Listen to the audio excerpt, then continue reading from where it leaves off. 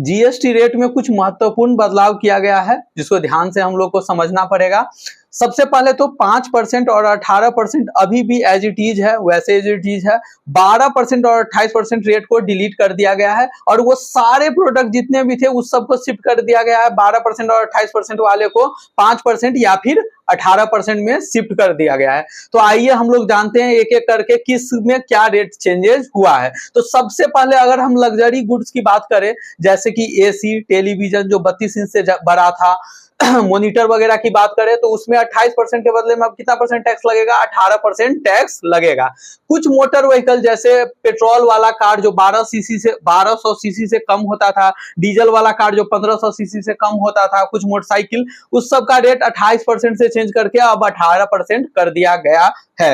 Affordable education item, कुछ stationery वगैरह पे जो पहले 12% लगता था अब उस आइटम को नील कर दिया गया है, यानी कि उस पर कोई टैक्स देने की जरूरत नहीं है। हेल्थ केयर सेक्टर में कुछ हेल्थ केयर जैसे इंश्योरेंस पॉलिसी वगैरह में 18% टैक्स लगता था, अब टैक्स 0 कर दिया गया है, उसमें कोई टैक्स लगेगा ही नहीं।